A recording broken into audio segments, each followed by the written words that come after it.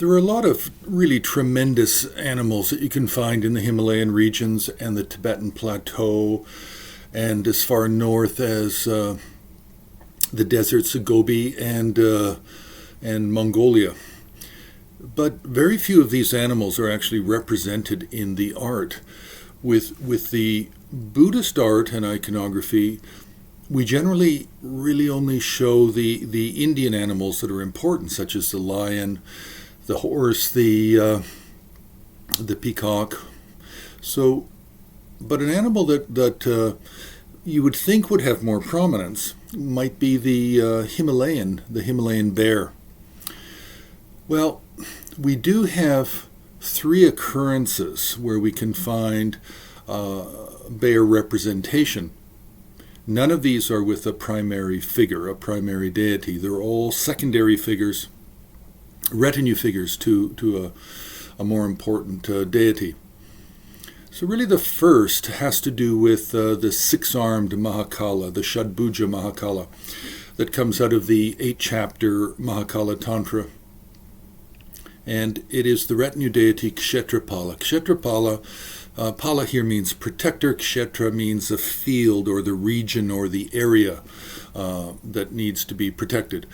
Kshetrapala is one-faced, 2-armed, wrathful in appearance, and he rides a black bear. Now, these bears are not always black. Sometimes they can be bluish color or gray, or brown. It really depends often on the artist. The artist is not always so concerned about the exact textual description of a mount, or for that matter, even sometimes of deities. I mean, there could be shades of color. Of course, if the color is completely different, then it would be, the iconography would be incorrect.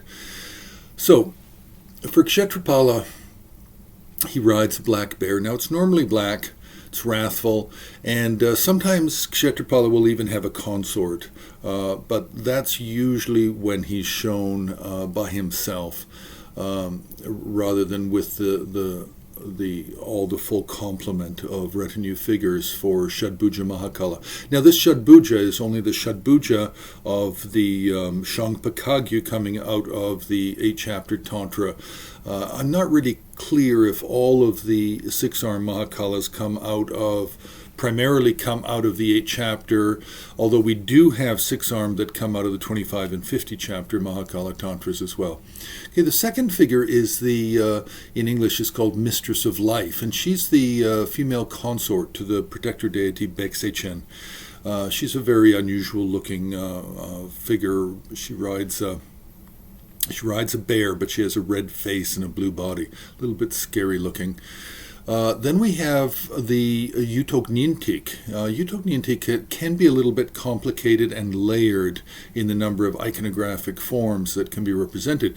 But there is a protector deity, a Mahakala deity with a retinue of 8 figures, and Hobsedug is one of those figures, and Hobsedug rides a 9-headed bear. So this is really somewhat unusual. So these really are the 3 figures that we have in Himalayan art and in Buddhism. I've not really identified a deity in the Bun religion that rides a bear, or a deity that possibly has a bear face as one of the multiple faces.